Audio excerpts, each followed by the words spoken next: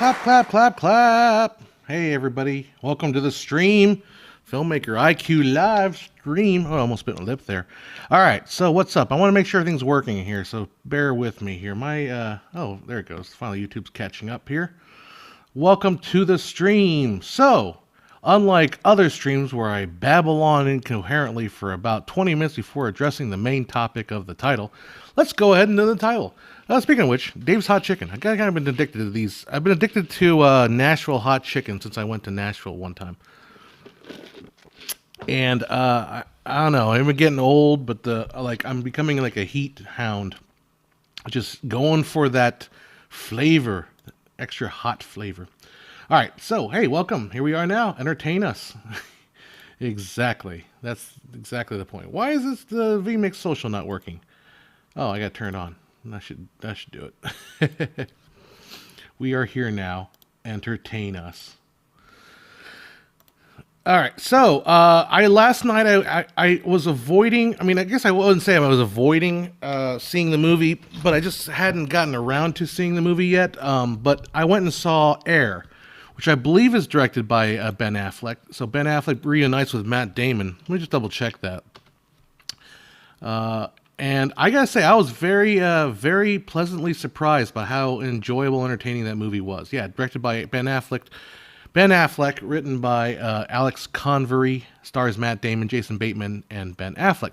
So if you don't know what the story is, Air is the story about Nike and their attempt to win over Michael Jordan and create a shoe brand around him.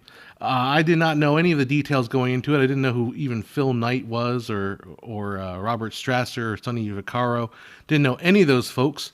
And the story is really kind of interesting. It's a well done story. You know, like I was just teaching the hero's journey about in my class, talking about like story structure, and hero's journey comes up a lot. And then you're reminded that there are movies and there are stories out there that don't necessarily follow hero's journey tropes. The hero's journey is a very specific type of movie, but doesn't include all movies, and certainly not the ones that maybe you really enjoy.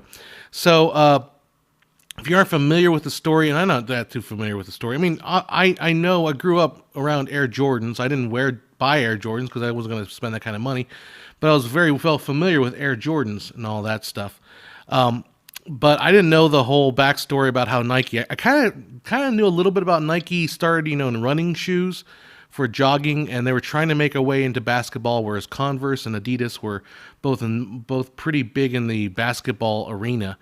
And Nike was attempting to kind of get in there. And it's interesting how a story, kind of a simple story if you think about it. If I were to give you the overall beats, it's sort of like Matt Damon needs to revitalize the basketball division of Nike, and he's attempting to do, try to find the right players, but he's kind of doesn't play well with the other people on the team. And then he gets an idea to sign Michael Jordan, and there's some great scenes in there between him and the Michael Jordan's agent. The hilarious string of insults is really good, and then I won't spoil any more of the story, but he manages to get a meeting with Michael Jordan, and then delivers a very powerful and passionate speech to land Michael Jordan. I mean, you knew that going in. It's not like you didn't know that Nike didn't actually eventually get Michael Jordan, right? I mean, you knew that. It's pretty common knowledge. But well acted, well written, and just darn right entertaining. Frankly, I heard good things about the movie, so I wasn't super shocked and surprised. But it was so refreshing to go see a movie that it had CGI in it. It had to have CGI because they had to make everything 80s. I know somebody on my Facebook was saying like how that movie made them feel like they were back in the 80s. Like that was a really they got the tone and the style and the feel of the 80s just right in that movie. So there's obviously CGI involved with that, trying to get everything all 80s style. But it's not in your face. There's no flying robots. There's no superheroes. It's not a hero's journey, essentially. It's sort of just a Good old fashioned story. As a friend of mine used to say, like, it's a story without bad guys. There are no bad guys in the story. Everyone's, they're trying to accomplish. It's like a team, a group of men trying to accomplish something, and they go ahead and do it. So I really recommend you see Air. I went to the theater. It was kind of surprised. I thought it was going to be relegated to one of the smaller theaters in the back, and my megaplex it actually was like right up front. But unfortunately, there's like 4 people in the theater, and it was a 9:40 showing. I get it, it's late, but I go see Air. And if you don't, I guess if you don't see it, it's going to be on Amazon because it's produced by Amazon Prime. So it'll be in the Amazon sooner than later because that's why they made it. They put it in the theater just so they can get some people in the theater. All right, so I'm not seeing any chats coming through. Usually the chats will go crazy and tell me like, "Oh, you're an idiot, John." But all I see is Rigel7. So say hi in the chat. Let's get to your chats. All right, so that's the thing with Air. I really liked it. I recommend it for all. There's some chats coming in. Still doing critique videos. I gotta go back and do them. I just got sidetracked. I have that one. Was it you that Sleep in Fear that sent that one in? Because I just haven't gotten around to it. That's going to be the next one I need to do. And Rigel7, I'm here. What more do you need? Exactly. I just feel alone. I'm talking to the internet. I'm talking to a blank wall. I might as well go on Twitter and just yell at the void. Try to get Elon Musk's attention. Hey, Elon, I'm upset for some reason. Anyhow, good. Okay, so yeah. So, all right. Yeah, I'll Sleep in Fear. I'll do your video. I'll do yours pretty soon. I just got to get wrapped up on other things, and then, some of the frame rate videos don't got in the way. But I'll review yours definitely. I just got to get back to doing that. But this week's gonna get kind of rough. We'll see if we can get maybe done like later this week. Anyhow, let's see. So NAB, I spent the first part of this week at NAB in Las Vegas. Drove out there on Sunday, and I just hung around the showroom floor on Monday, just to get a scope of things. And so if I were to tell you 2 zeitgeists in the air right now, it's AI and volume production. Those are the 2 major topics du jour at NAB. I think AI is like the new term for HD. You remember how like everything was HD? Like you would go and you buy HD sunglasses because everybody thought HD, it's cool, it's got HD. Well, now the thing is to put AI in front of everything. So I want to go buy those new AI sunglasses. Those sunglasses are totally AI. I want to get myself a soda machine that's AI. That's just, it just makes soda for you in AI form. Everything is AI. We can't avoid it. I feel like, though, however, it feels to me like they're getting a little bit more, handle on exactly what AI is. Well, there's AI. There's lots of AI camera bots right now. I was looking at this OBS bot. That was what kind of piqued my interest. And they have this thing, OBS bot Tail Air, that I was looking at, but I can't seem to find anywhere with the price of this dang thing. And I don't know when it's going to be coming out, but that's supposed to be AI powered, and then it will track you as you walk around, which would be really useful for what I'm trying to do when I do my like events and stuff like that. If I could figure out a way to do auto tracking, that'd be cool. AI soda. AI feels like the web boom. Yeah. Yeah, AI is it's a little overkill. Like everything's now AI. Like, and I'm getting confused. Adobe put out a new some new features in Premiere that they're gonna try to talk about AI, or they're using the term like AI, Adobe Firefly inside of Premiere Pro. I'll see it when it happens. My feeling about where Adobe is going to go with the AI is going to be very similar to what happened with Essential Sound, where it's a lot of tools that work okay on the surface if you don't need a whole lot of specialization. They're fine. Like there's tools for like Essential Sound has tools for clean up audio track, right? You just play it on there and a couple little dials you can move up and down. But the thing is, what the Essential Sound does then applies a bunch of other tools, and then you can go in the other tools and kind of dial them in. I'm not a big fan of using that. I'd rather just put the tools, put the plugins in myself, the filters and the stuff like that, rather than having another layer of essential sound. And I kind of think that's what's going to happen with Premiere Pro and their Firefly video. So Firefly video, if you haven't seen the trailer for it, it's like a minute long trailer. Like you could tell, hey, make this shot golden hour, and it'll just adjust the warmth, the temperature, and all that stuff. So it sounds like it's going to do a lot of just kind of basic pre-built stuff. Here, a comment coming in here. RE Air, regarding Air, I'm in the UK. It'll be interesting to see how the basketball-themed film will do, given it's not overly popular sport here. Good question. I guess how popular is Michael Jordan over there? If you guys know who Michael Jordan is, you guys know who Beckham. So my friend and I, when we were in Vegas, we actually ended up watching a lot of Ted Lasso. Like he hadn't seen Ted Lasso. I was like, oh, let's watch Ted Lasso. So he watched all of the first and second season. I think he finished the second season. No, he did. So now we're working on the third season, which is still kind of in release. But as an American that doesn't understand, well, I mean, I shot a bunch of soccer, but yeah, I didn't really follow all the stuff in soccer and Ted Lasso. They could CGI all the basketball and turn into cricket. That's a good idea. There you go. There you go. Account for Comment just got laid off from my job because my company had made a few $100 million less in revenue out of the dozens of billions they made compared to last year. Uh-oh. Well, that sucks. I don't think the AI is going to boom now and that the interest rate is more expensive and bank can't invest as much in emerging tech. Yeah, that's probably true. Well, the thing about AI, and we talk about this a lot on this channel, I guess, and I've gotten in arguments. I got like freaking annoying arguments with people is your average user is not going to learn how to use AI. It's just the truth. I mean, your average user could pick up Photoshop. Look, there exists on Facebook several groups on Facebook that say Photoshop me, like help me fix this image. There will be Photoshop requests, right? So people put on a picture and say, hey, I'm not married to this douchebag anymore. Can you take him out of this family photo? And then people will respond, and somebody will make fun of it and kind of goof around with the photo. But most people, some people will fix the photo and get rid of it. Now that's Photoshop. That Facebook group exists because there's people out there that don't know how to use Photoshop or don't want to learn how to use Photoshop.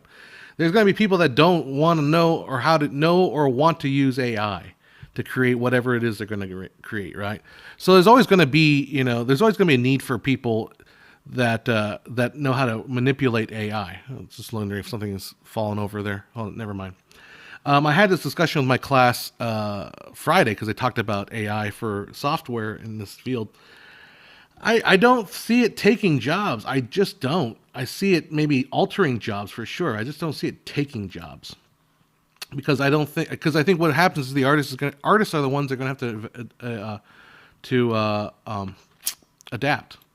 Could be AI rotoscoping. We kind of had that for a while, but guess what happens? You got to sit there and babysit it. You got to make sure it's actually doing what it's supposed to do. I know with AI, look, the Rotobrush 2 in Adobe After Effects is somewhat AI based, right? A little bit. Maybe it'll get better. But the fact of the matter is you have to sit there and babysit the damn thing. Like there's no way you're going to just like click and be done with it. There's always going to be fine tuning required, especially any kind of work you want to call professional level work. If it's not professional level work, well, whose job would it take away anyway? It's not professional. So that's the way. People are going to argue with me forever, tell me, "Oh, you're a." Well, the ironic thing is, I'm not the Luddite here. The Luddites are people that are complaining about AI.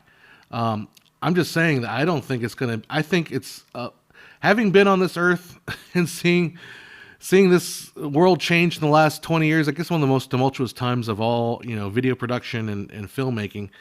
I don't think it takes away people's jobs or takes away the work. It might even expand how much work. Because there was a joke the other day I was seeing. It was like, hey, remember when they said that personal computer would increase productivity so much that we'd all lose our jobs? And now what? We're at home working. We're working from home. We're on call 24/7. We're working weekends and all that stuff. So I don't think it's going to get crazy. I see that I'm going to BS the hell out of it to get another job. There you go.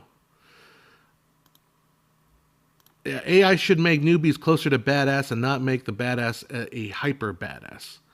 Well, the thing is though, like, be careful with that. When newbies become more badass, that badass becomes more less badass. You know, it's always a law of economic law of supply and demand. There's a lot of supply, the demand, the price dwindles. So I think with AI, it's going to make it's going to make the crappy art better. I think for sure. But I think the high end stuff is still going to be even more, like I said, maybe more high end, maybe more badassery. Adobe Firefly is baby steps for a fancier, more powerful Photoshop in the future. Wonder if it can help art creation be more accessible as digital did, like indie games, even more made by one person. I'm sure it will be. The thing is, though, it's already so dang accessible right now. You know, the only difference, between, never mind, I take that back. There's no different, there's no difference in the tools I have at my disposal now and the tools that the greatest digital artist has at his disposal. We both have the same exact tools, right? I just don't have the skill. I don't have the skill and the ability to manipulate things the way that the master artist does. Now, I guess maybe you say, well, AI is going to be the bridge some of that skills gap. I don't know. I don't know if it will. Another example is I asked ChatGPT to write me a short script of a first date between two characters I've been kind of designing. And I got to say, it delivered to me the most bland and boring and just dull first date script I've ever seen. But then again, I didn't give it any particular prompt or any kind of anything interesting. I said, write me a first date scene. And it was just god awful. It was just, as in god awful, as in boring. And I can see why. Maybe this is why I don't get any action on the dating sites, because I probably talk like this. It's just horrible. It's such a horrible. It's so unoffensively boring and bland. And that's the problem, I think, with all AI art going forward, is that it is just middling. It's going to head for the middle real fast. And even if right now we think, oh wow, it's amazing, it's gonna just make that amazing middle ground. I don't know. I don't want to go too much into AI. I feel like I'm getting tired of talking about AI. I've come to realize that if I went to film school when I was supposed to, I'd have to relearn everything. Yeah. The way I always thought about school is that at least for higher level education, for me at least, maybe because I didn't take necessarily a trade school approach to, I went to business school, but I always thought that college was more about how to think rather than what to know. Like, at least the way my professors, in a way, I don't know, taught it was more about like research and, developing ideas and pursuing how to explore ideas and explain ideas rather than just straight rote memorization and regurgitation. So it was more concept based. I guess maybe that's what I've done with Filmmaker IQ, is try to be more concept based rather than just here are the buttons you push to get a program to do something or another. But yeah, I always thought college is like more how to think, like how to be principled in your thinking and how to research and stuff like that. Rigel 7, man, hi, pretty face. Are you enjoying this, our first date? It was more like, what do you like to do? Well, I like to go outside and volunteer and play with my cat. Oh, you have a cat. How lovely is that? That is very nice. Well, I hope we enjoyed our first date. Maybe we can do some of this again. Yes, we can. It was just awful. All right. What did you say here? Hey, time here. I got back from seeing Beau is Afraid. Oh, cool. From the cinema not too long ago. On the screen, I only had 3 people in theater besides me. 2 young girls left halfway through. Yeah, it's I don't know. It's always interesting when I go to the movies myself a lot, and I see like girls coming in, like 2 young girls. I remember seeing one movie and just 2 young girls were there, and they were both like talking about the director and all that, and I was like, oh, I should get to know these young ladies, but I didn't. So anyhow, back to Air. Count, how can you're just so depressing. I'm going to be honest. I can't be interested in based on this blurb. What does it do that can't be normal? 45-minute doc. A company asking an athlete for endorsement is business as usual. I know. Well, I don't know. Just if you can't take my review, my glowing interest in it as my own personal opinion, I'm not here to convince you to see it. I'm not. Like you're just so damn depressing, man. Of course, that's the thing. I just mentioned the fact that storyline. It does feel like I could have summed up the story pretty quickly, but it's just the way it goes about doing it. It is just so entertaining. It is so it's a crowd pleasing movie. It really is, and it's a lot of fun, honestly. Rigel 7. I'm something of a moviegoer myself. Exactly. True art is more accessible than ever. Even traditional arts like portrait oil painters. Also, creating and shaping art always requires the same core skills. The programs don't have any intent. Yep. Exactly. Cristoforo saw the new Avatar and he liked it. All right. Good for you.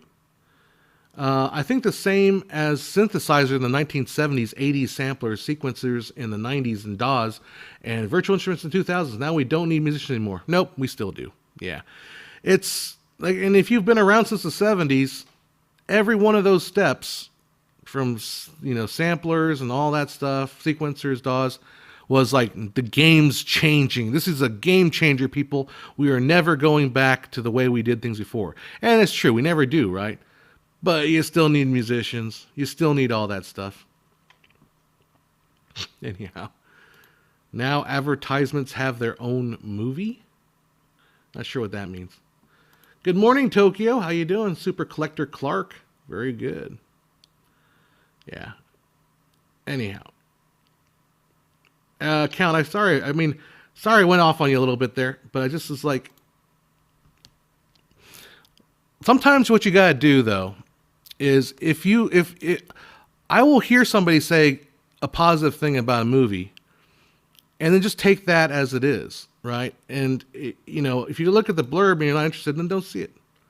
But I just say, I think, how can I say this? I think the movie's worth a watch. Now you may want to say you may have to wait till it comes on Amazon. I don't know how long it's gonna last in the theater anymore. But I think you'd be surprised. Like blurbs don't really give you a sense of the feeling of the movie. It's just Air is just a well-crafted movie. A sort of okay. So I was going into it hoping that it was going to be like The Founder. The Founder, another example of a movie you probably could do in a 45-minute documentary. But it's not about that. It's about the storyline. It's about the interpersonal, the relationships between the different characters and all that. Just for me, it's just it's so much more than just like, well, Nike went after Michael Jordan and they got Michael Jordan. It's obviously a little bit more involved with that because at the time Nike was the third. In basketball shoes, they didn't really have a single basketball star. Adidas was the number one, and Michael Jordan was leaning toward Adidas. He actually favored Adidas, even though his school was a Converse school. So there's drama in there. Anyhow, not to go too harsh on you, but music creators do not need expensive studios. I mean, do you really not need it, or do you say you don't need it? Because you might, there's certain things about expensive music studio that does offer advantages over not having an expensive music studio. See, in 1999, I saved 2 months of my money to record 6 hours music studio was sad. Yeah, exactly. So, but there are, it's the same thing with filmmaking too. You can go out and shoot your movie now on your phone, or you can get all the stuff to get, the proper sound stage, the proper sets, and then the makeup and the costume and all that stuff too. So, the Founder was great. Yeah, exactly. So I would put Air. I don't think Air is as good as the Founder. They're close. So I would say they're very, very close As far as the Air to me though was just damned entertaining. It's just very entertaining, and the acting. So Matt Damon's in it. Viola Davis is Michael Jordan's mom. She's really good in it. Um, Ben Affleck doesn't do a whole lot actually. He's just Phil Knight, and Phil Knight's not that big part of the story. But Jason Bateman's in it, and it's a good performance from him too. All right. On topic of music, what's your favorite movie score, and if you have one? Good question. So when you said that, I mean, my favorite composer is the Italian dude. What's his name? Dang it, Morricone. Ennio Morricone. I love me Ennio Morricone. Probably my favorite composer. Just slightly edges out John Williams, just because John Williams was my like adolescent hero soundtrack composer.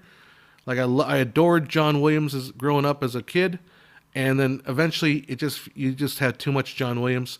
So Ennio Morricone was sort of the more adult John Williams, a little bit more. It's like wine. You grow into the taste of wine, right? So Ennio Morricone is my favorite composer. However, if you want to ask me, my soft spot in my heart for a particular soundtrack is the movie Ants. Okay, it's crazy, right? Ants is one of my favorite soundtracks because I had it as a kid. I bought it. My dad bought it for me, and I listened to it over and over and over again. Like it's so much. Dun dun dun dun dun dun dun dun dun dun dun dun dun dun.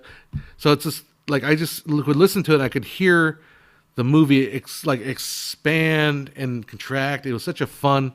I just love Ants. The soundtrack to Ants. Now the movie, I think I watched it again, and I didn't think it was that great.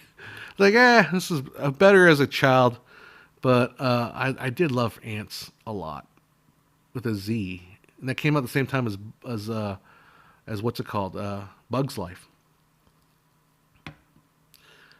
I like Matt Damon, especially in Good Will Hunting and Gary. You'll like Matt Damon in Air. He plays a fat man. It's really cute.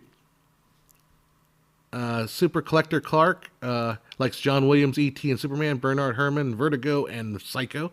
Nice. Hey, Rick, how you doing? In the garage again. It's summertime. Not getting notifications, and I have it checked. Well, you got on here somehow, so you must have gotten the notification, right? You must have saw it, unless you're just staring at my channel the entire time. I don't know. Billy Elliot has a good music. There you go. Vangelis is Blade Runner. Yep, Blade Runner. I really like Vangelis. As a kid, I loved like his whole Abito 0.7, I believe, right? Because it was Abito, and then all his stuff was used for the early ESPN soundtrack. So, Waiting for Godot. There you go. How would R.C. Fart thought-provoking movie make a comeback in America? Waiting for Godot. That's the one. No, I'm getting mixed up with My Dinner for Andre. How would artsy fartsy thought-provoking movie make a comeback? Well, I wonder if artsy fartsy thought-provoking movie ever had a period in America. I think for all time, I don't think there has been a single time where purely artsy fartsy movies have been like the primary staple of American, pop culture. Like we think about the 70s, we oftentimes think about the 70s as sort of this period where you had all these amazing movies come out, but at the same time, there were porn theaters. The Pussycat Theater had double billings of was The Devil and Miss Jones and Deep Throat, right? This is at the same time as whatever thought-provoking My Dinner with Andre would be playing. I think any time. Now I don't think the 70s. Again, I don't think the 70s were as we're looking back at it with rose-colored glasses. So one of the things I've been talking about is going through Quentin Tarantino's book called Exploring Movies or something like that. So Exploring Cinema. It's a very interesting story, book, the way he's written it. But he was talking about how as a kid. Now, as a kid, he'd be more '60s era. But by the time the '70s comes along, there's a whole different, there's black exploitation, there's all kinds of different exploitation movies. So I don't think you could. I mean, you could say, oh, there was a period in there where they had very very highfalutin, thought provoking movies come out. Sure, but you had a lot of other stuff coming out too. And I kind of feel like we're in that same boat right now. Like, I'm sure there's going to be stuff that's really high thought provoking, good stuff being made now. It's just we don't see it because, in a way, the Hollywood system has become super corporatized, and that everything has become super corporatized, where it's just it becomes very exploitative to make a certain type of product. I mean, hell, YouTube is super corporatized. It's kind of annoying. Like how much of YouTube used to be. YouTube was a little more eclectic, and you could find all kinds of all kinds of interesting channels. As far as like, that's where I was born. This channel's born out of like the kind of documentary sciencey kind of thing. But now a lot of the documentary sciencey shows feel to me very kind of corporatized or bland, in that they're just pumping out stuff. Thought provoking movie. What happened to Monday? Let's see. Let's see if we can find out what that's about. What happened to Monday? Let's see. Oh, cool. 2017. There you go. In a world where families are limited to one child due to overpopulation, a set of identical septuplets must avoid being put to a long sleep by the government. Oh, sounds like Logan's Run.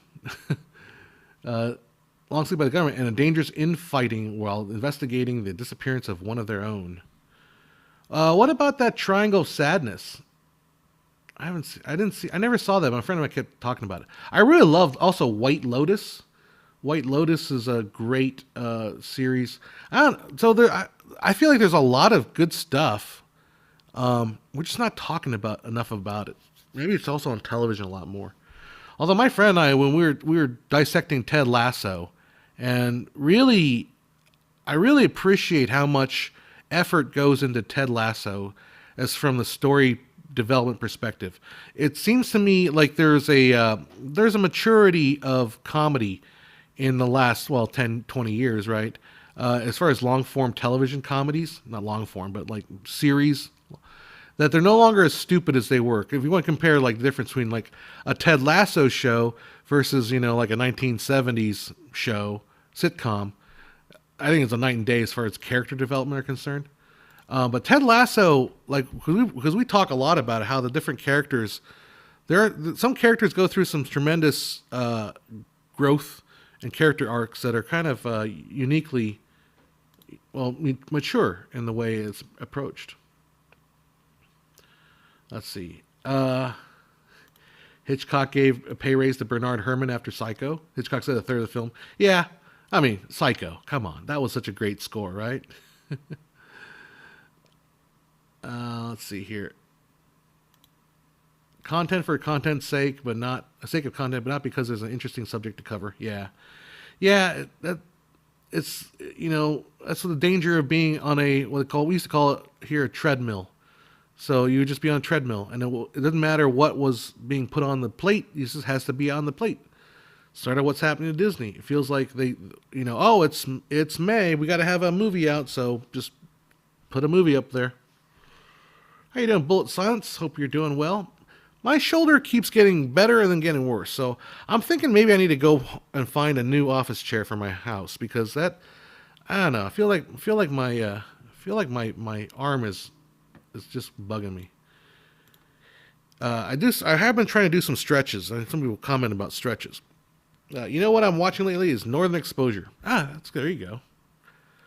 I interviewed one of the producers for it. I think it was Northern Exposure. Maybe worked on that, but he did work on 30-something was his thing. Are there film formats larger than 70 millimeter? There are for still, but not for motion picture. Like 70 millimeter is already pushing the limits for motion picture. I'm not sure if IMAX is slightly larger or not. Maybe Bullet Science knows. Or it's about the same. And Tony says, I thought what happened to Monday is a massive letdown. A lot of ways to put. Oh, there you. That's too bad. I watched it for Willem Dafoe, and he's barely in it. Willem Dafoe is pretty awesome.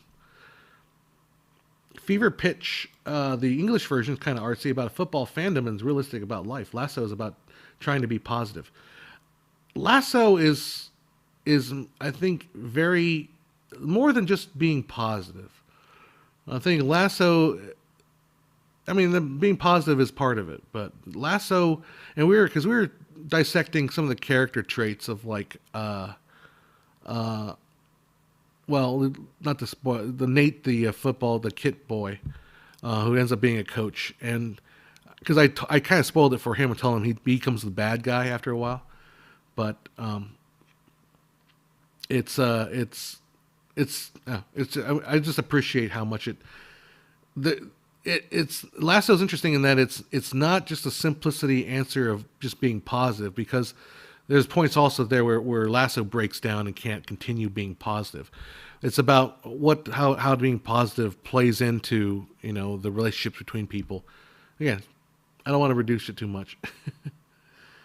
IMAX 70 millimeter is 70 millimeter 15 per horizontal. There you go. Oh, so it's like the Vista version of 70 millimeter. There you go. Yeah, I don't think you can get much bigger than 70 millimeter. I mean, for a motion picture, you're just blasting through film at that point. You can, what, 4x5 film. And on top of that, I don't think to make the glass might be even trickier. There's some early experimental film size larger than IMAX. Well, there you go. But they're only seconds long. There you go. I feel like the MCU movie with actual soul to be released this year will be Guardians of the Galaxy Volume 3. That's to be seen. We'll hopefully see that. We'll see. Hey, you know what I watched on Thursday night? Because Thursday was 420. So a friend of mine said, hey, let's go see The Big Lebowski. It's showing at the theater, and then we'll do In-N-Out burgers, and then we'll go to the bowling alley and get a White Russian, and then go see the Big Lebowski, and that was a blast. So I hadn't seen the Big Lebowski. This is probably the fourth time I saw the movie. First time I saw it, I didn't love it. I liked it, but I didn't love it. But the next time I saw it, I liked it more. Third time I saw it, I even liked. I switched over from like a movie to like, oh yeah, this is pretty good. The last time I saw it, I really dug it. Partly because there was a period in my life about a year ago or so, I was really into Raymond Chandler. Like there are these audio on Audible. There are these radio plays of Raymond Chandler's books, like The Big Sleep and stuff like that. They're basically making them into radio plays. And I really got into him because I just love the way Raymond Chandler kind of makes the universe. And then when I was watching The Big Lebowski, they had Leonard Maltin on. I didn't know the guy's still alive, but Leonard Maltin was talking about how, the Coen brothers were trying to do a Raymond Chandler type of movie, but put a slacker in there. And I was like, oh, okay. And then I totally got it. I totally got everything that they were going for. So yeah, this time I watched The Big Lebowski, that was really, really good. I really loved it. There you go. One of my Steadicam friends did Guardians of the Galaxy, managed to get his kids in a cameo. Pretty cool. There you go. Do I know about football film called Escape to Victory starring Pele, Bobby Moore, and Sylvester Stallone? I do not. Adriano reminds everybody to push that like button. Go ahead and do that, because give to Caesar what belongs to Caesar, to YouTube what belongs to YouTube. And that's the like button. Give them the like button back. They invented it. They offered you to click on it. There you go. Holy crap, that's crazy. When the movie Interstellar on IMAX format, when assembled, weighs 270 kilograms or 594 pounds. That's a crazy fact. There you go. And on a hard drive, it weighs not much at all. No, that's neat. Thanks for that tip. I'm gonna drop that next time on a cocktail party. No, we're not going there. The controversial question for everyone: best Star Wars film? It's obviously Empire Strikes Back. Everyone agrees with that. Oh, Escape to Victory also has Michael Caine in the role. What's my favorite film by Robert Pattinson? Robert Patterson.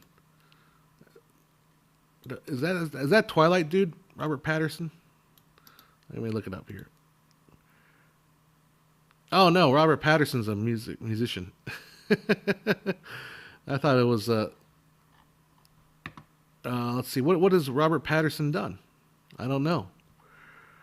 He is known for Buried, Sahara, Grand Piano, Red Lights. I'm not familiar with these. Aqua Tales, Don Quixote, Nocturna, Faust. Maybe I got the wrong. Maybe I got the wrong Robert Patterson. Let's see. Anyone else named Robert Patterson?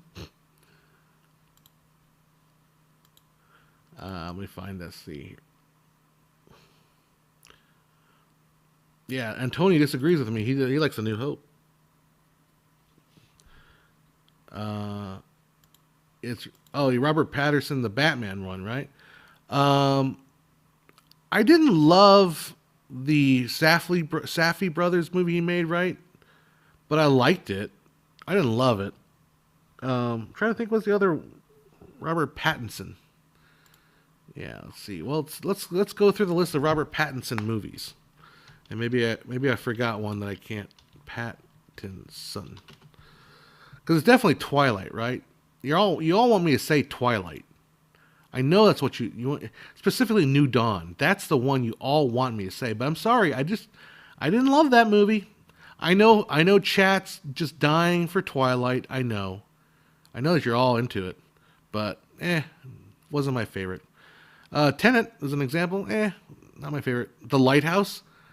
I think I liked Lighthouse better than I liked Good Time. Good Time was in the Safdie brothers. I did like. I need to rewatch The Lighthouse because I feel like I need to see it again. I need to see some weird tentacles masturbation videos. Never mind. Remember Me, Twilight Saga, Summer House, Little Ashes, The Bad Mother's Handbook, Harry Potter and the Goblet of Fire, or Vanity Fair. I would say, of those so far, I'm thinking my favorite might be closer to The Lighthouse, although I haven't seen it in a while. So I would go back to rewatch The Lighthouse. But I did like the Batman movie, so hopefully I'll be back in the next Batman. Goblin of Fire is nice. I was farting uncontrollably when typing my questions, so I can phase myself. LOL. There you go. That's important detail. Now that you've explained why you said Patterson's and Pattinson, we all understand. We all totally relate to farting uncontrollably, and while attempting to type a comment in a live YouTube stream, something that I'm sure all of us have been guilty of doing, especially me. I don't know where to go with that. I was confused by The Lighthouse because I saw a call sheet for it before I saw the movie, and it was listed only as Young Wiki, and I thought he and Defoe were playing the same guy. Oh, that's interesting. This is the Jay-Z video producer, the brothers. I'm not sure. I don't know. I don't know anything about Jay-Z, but they're Safdie brothers. They did Uncut Gems, and if you want to watch a movie where you feel like you're going to have a panic attack, Uncut Gems is the movie to watch. It is the most incredibly nerve-wracking movie I've ever seen. It's like you literally feel like you're going to just get sick to your stomach from that movie. It's amazing. It's well done. Yes. I'm here in Brazil too. While Pele's acting career isn't anything to write home about, there's a scene in one of his films that becomes a meme here in Brazil. I will explain it in my next comment. There you go. Did the DOP use a blue filter to emulate the orthochromatic black and white film? I'm not sure. I mean, it would make sense, right? I know they use that crazy, was it Tri-X film stock, the Lighthouse, and Tri-X I think tends to push really hard on that contrast look, anyways. But I think it's probably, it's obviously newer. Here's from IndieWire from January 2020. Tri-X is actually a better film stock. The Latitude. Let's get to the point. Where are we? There it is. Let's see. Film, blah, blah, blah, blah, blah, blah. Where is it? Kodak makes double X and Tri-X. Tri-X is actually a better film stock. Latitude is probably similar. It has a smoother, sharper image, but they only make it 16 millimeter. They cut it from 35, but they would charge $1 a foot for our film. The kind of broken down look, double X was actually more suitable. So we let the Tri-X go, but man, I would have liked to shoot Tri-X. So they use double X. Okay. So this is actually an IndieWire interview with, I guess, the cinematographer is pretty interesting. See, I'm not sure. There it is. So you can't have a very wide aperture. The film stock isn't very sensitive. We put a filter on top of that, and bounce light is inefficient. By the time it gets to the window, it's greatly reduced, so the lighting in the interiors go away. Pop up. It required tremendous amount of light. We had every big HMI in Nova Scotia going, and we stole a lot from Toronto. So I guess they must have put a filter on top of the lens. Here it is. It's a cyan filter, photographically pure. No red light gets through. It just discards any red light. There you go. Yeah, that makes sense. So things that have a lot of red, like Caucasian skin tones, become much darker, and it just amplifies variations within red tone. Like this brick wall, pointing to a wall in the restaurant, you have a very dark bricks. Different shades of brick would be emphasized. And if you have a ruddy skin, little blood vessels or a blemish, it just amplifies it and makes you look like takes you to a palette from another time. It's a little peculiar, and hopefully it's transportive. There you go. I did not know that, and now I knew, and now I am so much more fulfilled with my understanding of cyan. All right, let's finish up Matthias's time. Joe Soros is a legendary Brazilian TV host and comedian who couldn't look more different from Pele in all respects. Pele gives the thieves' gun to the women using his feet. I think that's the extent of your comment there. There you go. All right. Who's the one in Ted Lasso this season? It's like their version of Pele. Ben Safdie is an actor in a lot. So Safdie brothers. Ben is he acts in a lot of films these days. That's cool. All right. Are all films called monochrome? Since I believe Mad Max Fury Road Chrome had a bit of warm tint. Is there a different name for black and white films? No. Monochrome just means one color. Monochrome, one color. So black and white, right? So I think Mad Max Fury Chrome, that's just to play on the fact that it's Mad Max and they're all about cars and stuff, chrome and shiny and chrome, right? Like, behold, I'm shiny and chrome. Enter the halls of Valhalla, for I'm shiny and chrome, and all that stuff. Anyhow. We have infrared filters and ND filters for film. Yep, and very useful for the early Blackmagic cameras, which were notoriously bad with infrared light. I mean, they're really bad, really bad. I was telling the students about IR NDs. They also call them hot mirrors because basically they bounce the heat, bounce hot stuff, bounce infrared, which is heat. But yeah, remember like the old Blackmagic cameras, if you put an ND filter on it that wasn't an IR ND, it would just turn everything like muddy brown. And there was no way to color correct it. No way. I tried. Believe me, I tried. It was just nasty. But I remember back in the day too, like I shoot a lot of concerts. That's why I wasn't here yesterday. Been trying to stream on Saturdays, but I had a gig yesterday, so I couldn't stream yesterday.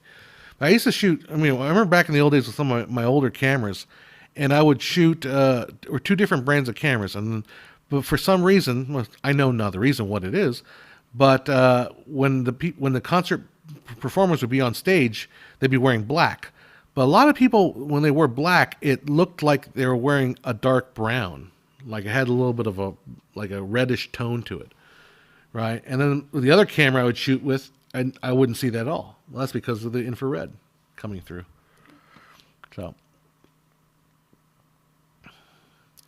You guys are exchanging telephone numbers, I see on the chat. Good for you.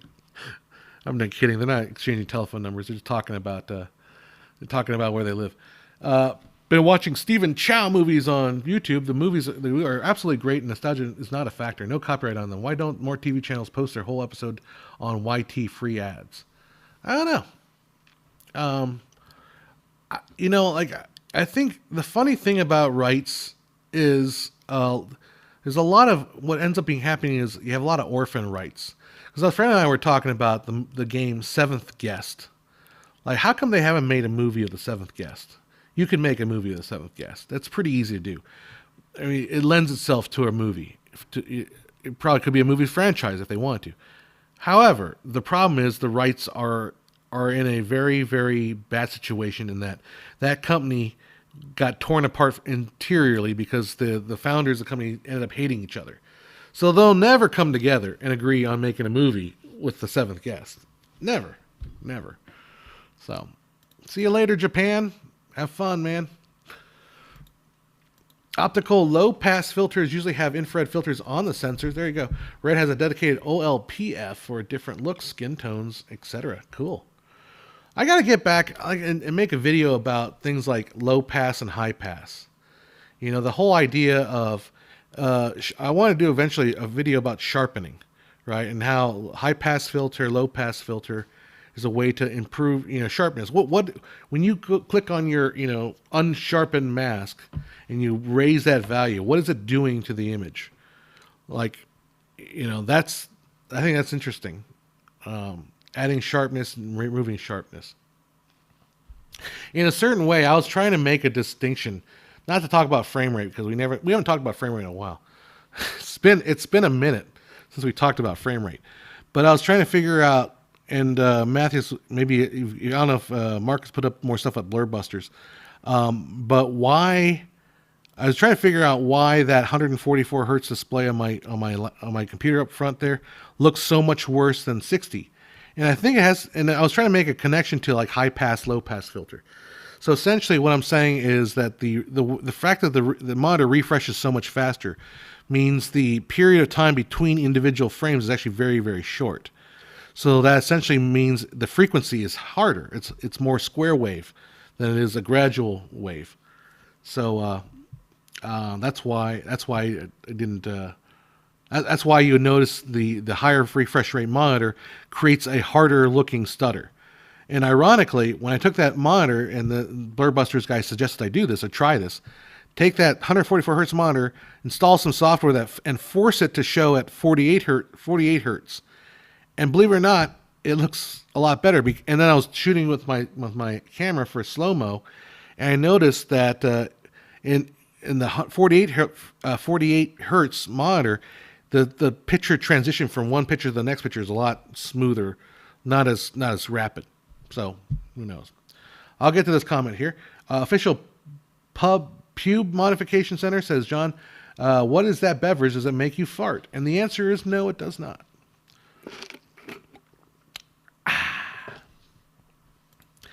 Hong Kong TVB posts them plenty too. I never seen them time to watch them.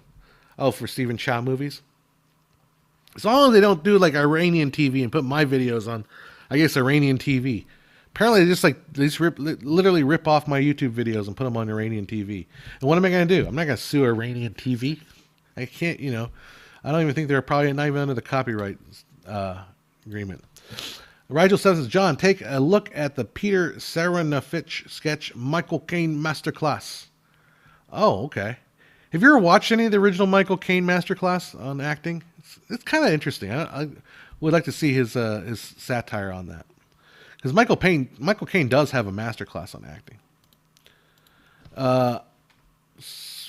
I think I will switch to the Nikon Z8 when it comes out with a body and the Nikon lenses. I finally find what I'm looking for. I'm almost sure of it. There you go. I mean, what are you switching from? Do you not have a Nikon yet? I still have a bunch of Nikon old still manual lenses, and the very first still film camera I got as an adult, well, as of recently, was a Nikon F3, I believe, or F2. Either F2 or F3. and I was shooting a lot of manual on that, and I liked it. It was fun. Then I got the Canon 5 film camera, and I was usually able to use my Canon glass with autofocus. And I'm like, this is not too easy. It's like you want a little bit of challenge when you're shooting film, but if I'm just shooting film like I'm shooting digital, then I don't know. All right, other comments are coming through here. Let's see. Yeah, Nikon lenses are the best for me. They're pretty good. At a time, they were relatively inexpensive. You could get like some Nikon glass for like $20, $30. But John, I would be honored for if a foreign TV ripped off your work and I made him post on YouTube for people to watch for free. I don't think they can pay you much. I mean, I don't. I'd rather have been asked than to just like, oh, we're just gonna rip it off and just put it on TV. And the other problem is, like, I don't know if they're running ads on it. They're probably making money. They're probably making some money off of it. So I don't see any of that money. I don't mind. That's what the thing is. I don't mind anybody uses my YouTube videos on their website as long as you embed the video. That's cool. And then because I still get the little plays. I get a little trickle of ad money if the ads come in on the video. So it's all good. But yeah, if you're putting my stuff on your TV channel and you're not paying me anything, sure they're getting paid. Sure they're getting paid something. Nikon glass manufacturing is interesting. Absolutely, I bet it is. Disney released their animated classic Cinderella in 4K Blu-ray. There you go. From what I looked, they finally fixed it. The previous restoration was atrocious. The new restoration on Disney Plus only in HD. Well, I got rid of Disney Plus. Old Canon FDs are now like gold dust. Everyone is after good 35mm SLR glass. My company used to have rehoused a complete set. What are the FDs? I don't think I have any FDs. Shoot. I don't have EFs. I think they're all EF. I'm using my videos to study for a media production exam tomorrow. There you go. I noticed you were live. I want to thank you. Thank you. Expectations are clear. Thank you. Oh, thank you so much, Blythe. Andrew Blythe. Yeah, that's what. Hopefully that will help all the media production exams out there. Yeah, vintage glass from the filmmaker Q. Will you not tell me the beverage name? I think it was Coke Zero in here. It was. Now it's just Coke Zero and ice water. Have you ever drank Coppola's wine? No, I have not. If you go to the store, you'll see my wine too. It's called Hess Family Orchard. No, Hess Family Vineyards. That's not That's not mine. I wish it was. Let's see. There we go. Frost. Oh, the Frost channel for lens reviews. There you go. Get those lenses out. Yeah, I've got right now. So I've got tomorrow. I've got a meeting. I call it with the trash people, but they're not trash people. They're it's actually the waste management company. They call I'm meeting with the trash people. No, it's the garbage collection folks. So we're going to do a video probably about recycling, and then I got to do a video at the school district tomorrow for the superintendent's stuff. So I had to go. That's why I'm a little late today. I was packing up all my gear in my van, and I'm going to try to get my teleprompter to work on that. Before we were trying to do teleprompter just by putting it off to the side, and I think they want to try to do. So I had a teleprompter lying around. I figured I'd try it. You guys have $2 Chuck down there, don't you? Any good? It's not bad. $2 Chuck, especially if you want a serviceable wine that you could serve at a let's say an acting get together or something like that, and you don't want to spend a lot of money, and you just want something serviceable to just sip on while you talk to people. $2 Chuck is plenty fine in my opinion. Either the red or the white. They're pretty decent. Have I seen the legendary outtakes of the Orson Welles wine commercial. I don't remember if it was the wine commercial, but I know I've seen something. Right? Didn't he do like a frozen vegetable, or was that the critic? It's like I think the critic did the thing about like frozen peaness. It's like you'll love our Hidden Valley frozen peas. Like nothing but you appreciate the massive taste of the penis. It's like what is this? Anyhow, was it? I'm trying to think of the other one. The outtakes that was was it like Shatner or something like that? I'm trying to remember the other legendary outtakes. They just let thing record. It's just like having a breakdown. You know what I was listening to? It was Casey Kasem, and he's getting flustered because he had to he was playing this really hip, cool music, like poppy, bright and cheerful music. And then he had to give out one of those this next song goes out to, Billy Boy. And he writes that, hey, Mr. Kasem, I'm so glad to listen to your radio station. And, I just came back from Vietnam and I found that my girlfriend of 5 years, she had just died, contracted, got into a coma, car accident, got in a coma and died. And Casey Kasem was like, why are you making me read these horribly sad things right after we did like this crazy poppy happy song? Oh, the Orson Welles is in Pinky in the Brain. That guy that does that voice on Pinky, he does such a good Orson Welles impression. They reused him for the critic. Costco has some cheap has great ND cheap wines. I need to go to Costco, but if I hang on the stream too much longer, they're going to close here, so I'll probably have to leave pretty soon. I missed a question from me, John. Well, I probably missed it because I don't think it was a question.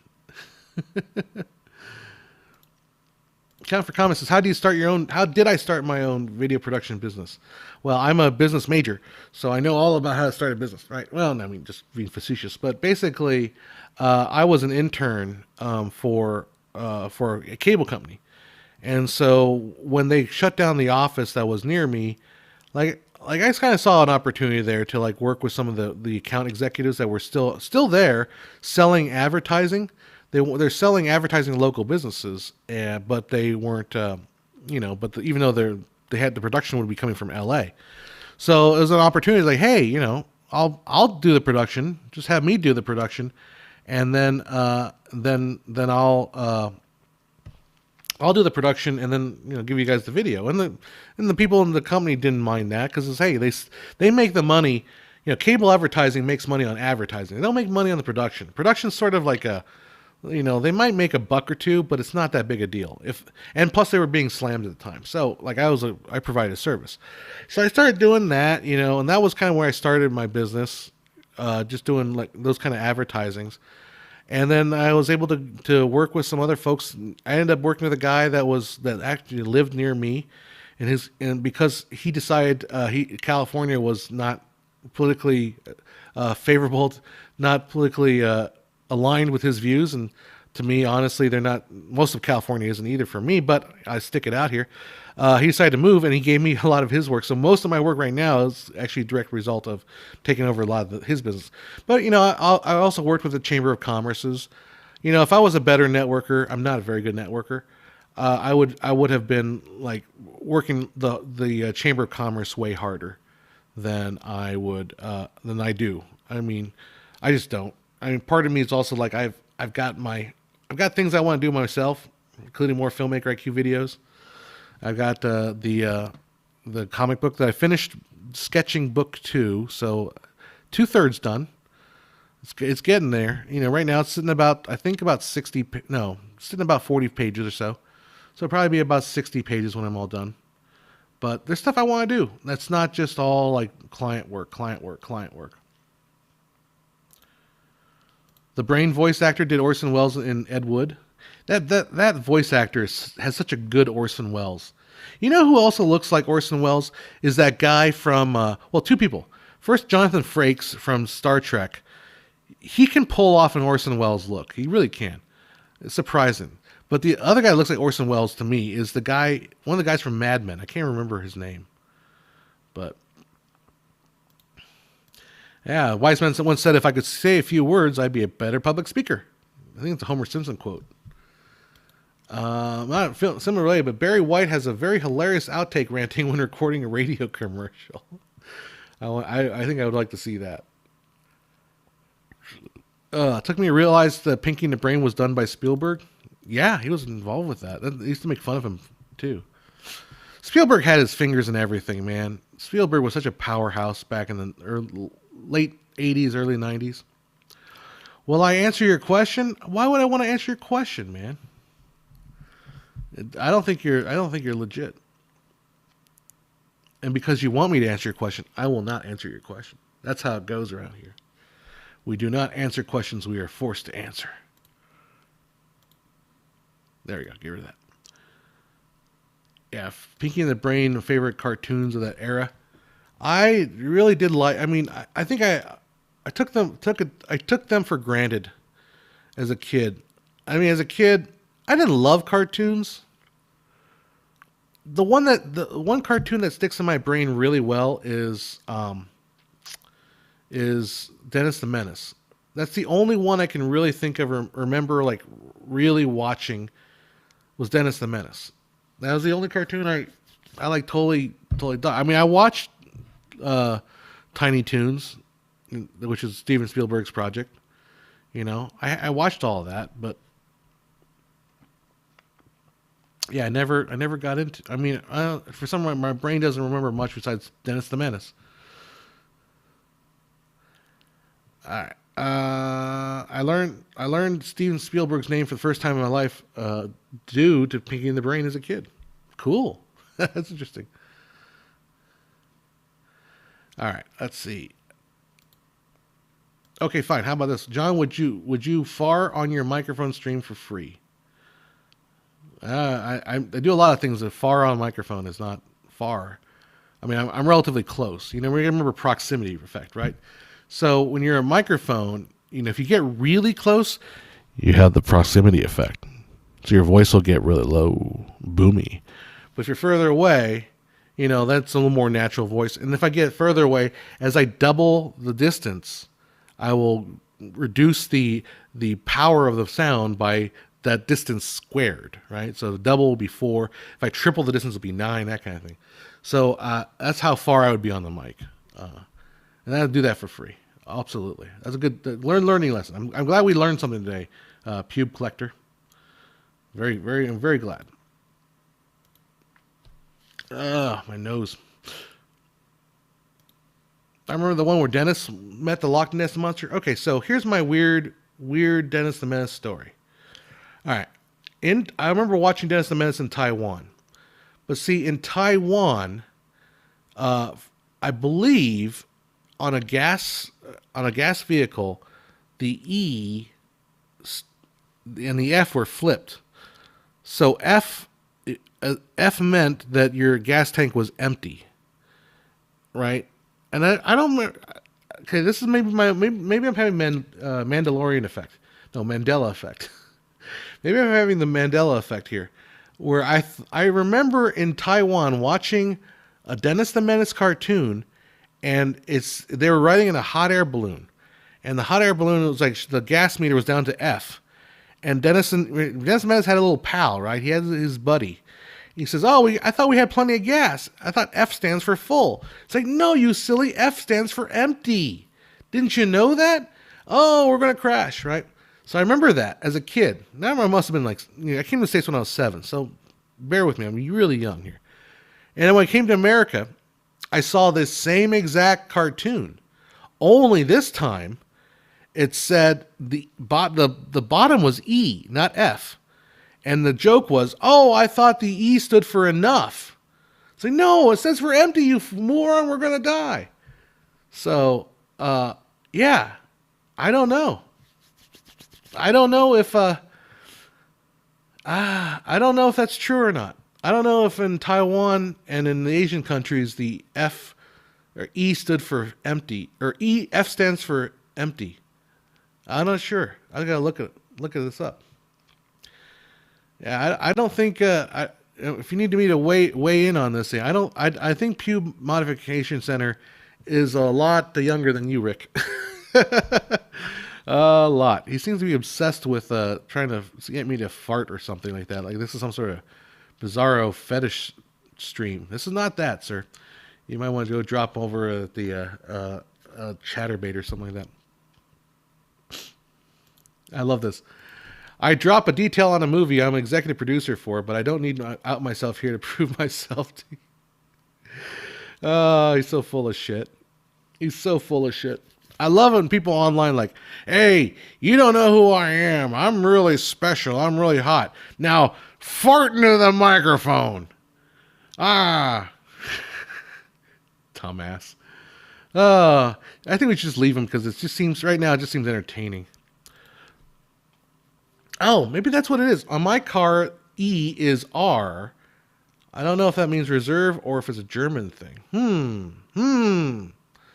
We need to invest. This needs to be investigation, doesn't it? I need to find that original Dennis the Menace cartoon and see if we can find in every single cultural variation of it.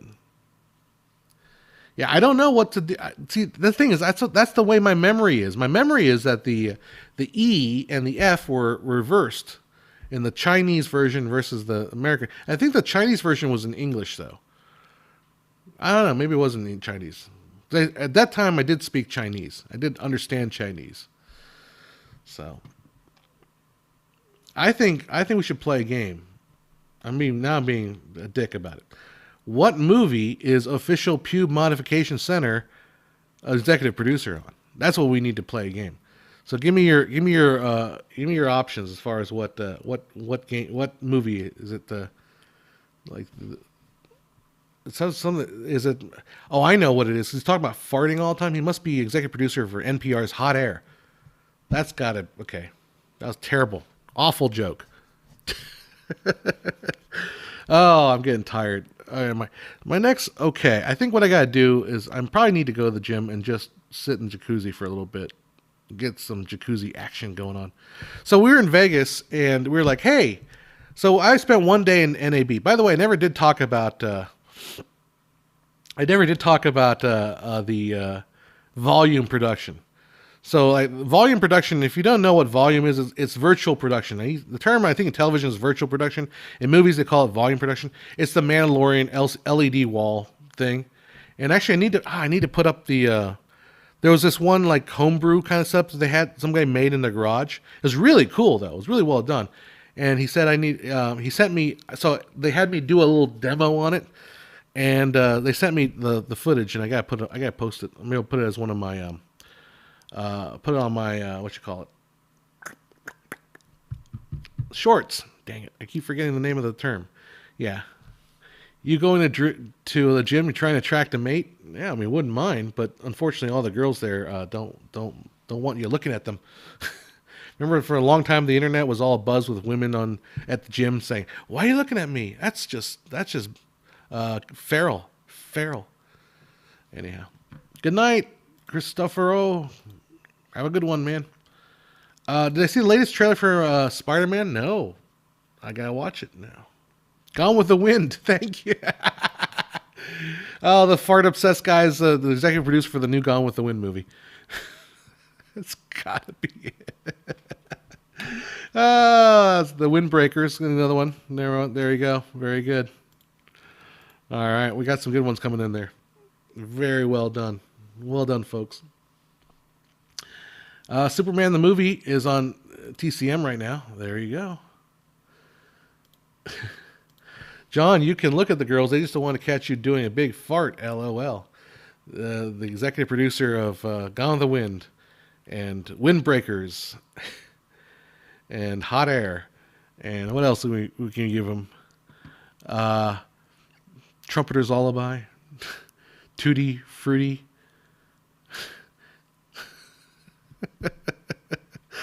Oh Lord. Yep. So yeah. We're having fun. Now we turn this guy into a laughing stock. All right. Anyhow. So anyway, story with Vegas. I gotta put that little short up of me pretending to be a like Indiana Jones in this volume production. So volume is sort of like everyone's talking about volume, and as I walk around and seeing all the different setups for this, they even had a mobile setup. Like they had literally had a mobile, volume setup. So like an LED screen, right? LED screen where you could, get in and be inside the production. They had it built into a trailer truck. So it's a mobile volume production studio. You could just hire them and they'll pull up in their truck and the whole thing like opens up and then boom, you can drive your car in there and then you can shoot like a car spot or something like that in there, or I don't know, driving scene or whatever it is. But there was a lot of like everybody was volume this, volume that, virtual production this, AI that, AI whatever. So yeah, that was the big thing. But so the second day we're like, hey, what are we gonna do? What are we gonna do in Vegas? We're just gonna hang out. I don't want to go to the show necessarily. And we went to the pool. And like, oh yeah, Vegas, let's go to the pool. Well, it's a good idea. It's a promising idea. When you're in Vegas, go to the pool. However, Vegas in April is exceptionally nice weather. It's actually kind of cold. So when we went to the pool, the water was freezing cold. It was like 70 degrees out in American freedom units, right? 70 degrees freedom, which is probably what, like, I don't know, 18, 17 degrees Celsius. So not very hot at all. Very, very mild, but the water was freezing cold. Freezing cold, man. And I could not get into the I could not get into the pool very much. Yeah, we tried the big pool where we put our toe in it. It was so cold. It was like Northern Atlantic Ocean, Titanic level, freezing levels of cold. Went to the shallower pool because the shallower pool, was being heated up by the sun better, and even that was pretty cold. Have I ever filmed a play? I filmed a play only as a recording of the event. Right, so I film plays, like if you've watched any professionally recorded play, they're not recorded a single night. They're recorded multiple nights. Then they'll do like separate pickup shots to do close-ups and stuff like that. I've never done that level. For me, I've filmed many plays, but they've always been like, okay, you're filming on Saturday night, and you film Saturday night, or you're filming two shows. At most, I've shot 2 shows. And then you can cobble together the best parts of each show. Like, I just recently did a 4th grade. I work with the classical, what is it? California Chamber Orchestra, and they do a 4th grade event for 4th graders. So they bus in 4th graders from all around the school district to watch this little 30-minute presentation by the orchestra, and they do it 3 times. And so instead of me tearing down, I shoot all 3 of them because it's one after the other. And what I do with that, though, is because they're all the same, I have 2 cameras, but it turns out to be essentially 6 cameras because I have 2 cameras for one show. Then I can move the cameras and get another angle for the next show and kind of cobble them together because the shows are relatively similar. But and then jump around anyhow. Oh, there you go. Hey, John, the story would play better if we moved it to Chicago, the big windy, Oh, yeah. Thunderpants, thank you. Another great production for the official Pube Modification Center. So, by the way, he says, I know popular comedy actors, good pals, all I will say. One time he farted so loud, so I laughed, and I said, if he can do that again, just as loud and sneaky, I will fund his next movie. Yes, let's all pump this guy up. Ended up giving him $2 million. Movie flopped sadly. There you go. That's what happens. See, that's why no one likes your fart comedy, man. It just doesn't work. He lives in Chicago, the Windy City. Yeah. Anyhow. Am I going to attend Matthew McConaughey's seminar? Matthew McConaughey has a seminar? All right. Nothing says film and acting like sitting in a Lincoln. Pimpin' and Rippin'. There you go. I think we have another solution. That was the movie, by the way, is Pimpin' and Rippin'. I don't know. We're scraping the bottom barrel. My nose is itching. Nose is itching. Yeah, and you wonder why the state of Hollywood sucks is because we've got executive producers of movies coming onto my stream and asking me to fart into the microphone. Like, man, no wonder. No wonder we don't have any good movies. This is the level of discourse on these are the people that are these are the people that finance your movies, people. They want you to fart in a microphone. That's what they want. Fart the movie, circa 1988, was straight to vid. Classic. All right, just for that, I want to freaking Google that. Is Fart the movie really a movie? Let's see. Fart the movie. What do you know? Well, there was a movie called Fart the Movie 1991. And it was directed by Ray Etheridge with Joel Weiss, Shenandoah Soren, Jeff Olson, Isaac Clay. Russell Has Two Passions. It's rated 2.8 stars out of 10. Let's read the blurb. Russell has two passions: watching television and farting. This is the perfect movie for you, dude. This is what you got to put on. That's what he fucking funded. Oh, I get it. He loves Heather. Heather hates farting. Oh, Lord. The Eternal Triangle. I'm not kidding. I'm reading this from IMDb. All right, here we go. Let's read the whole thing. Let's read it as seriously as we possibly can.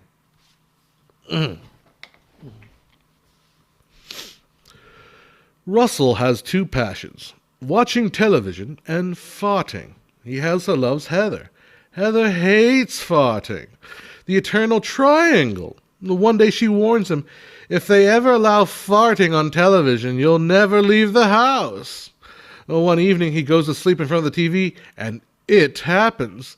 Virtually everything on TV is fart-related, from sitcoms and commercials to newscasts and dramas.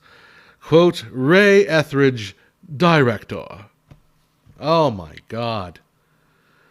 Like, you know, if this dude can make a movie about farting and it hasn't, you know, why can't you, really, why can't you seek your passion if Ray Etheridge was able to put together some sort of funds to make a movie called Fart the Movie?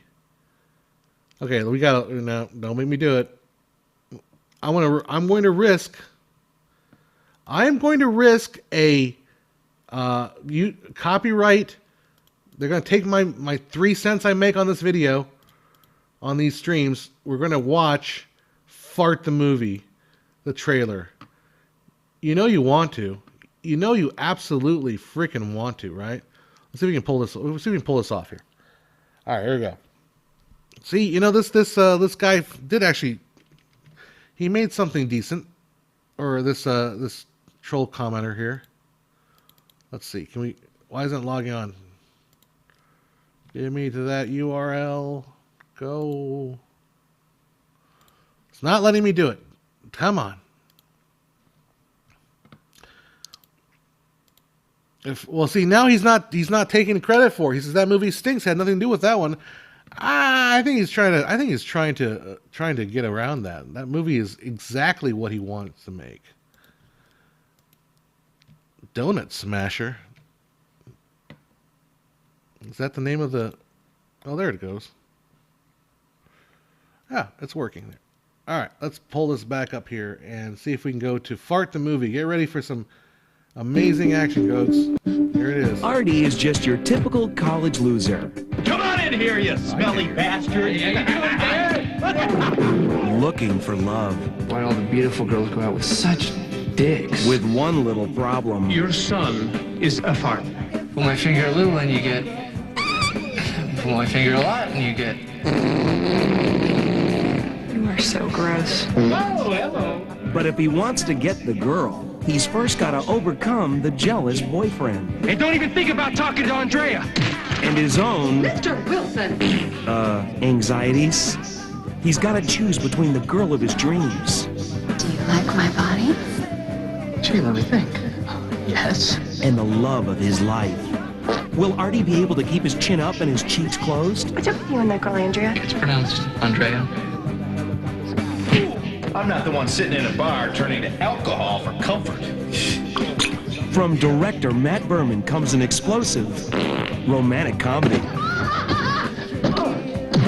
Artie, I swear to God, when I finish this, I'm gonna kick your ass!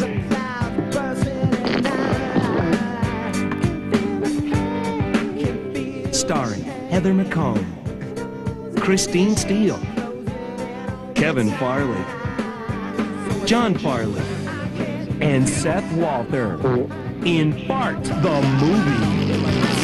Hey! Ow! What the hell was that for? What's the deal with your ass, man? All right, I don't think that was that wasn't the fart movie that I was talking about. But I mean, there you go, fart movie there, fart movie 1. Yeah, exciting. I feel like we've taken the show to another level. I feel like if I were to submit this for a Webby Award, this would take the cake. We just it's done. No other can compete there. In fact, I think there you go. Rigel 7's Fartin' 2 Electric Duty Poo. Very good. Well done. The trailer looks like what the Brazilians would call a Sessão da Tarde movie. I'm not quite sure how that translates. All right, dude. Rick, see you later.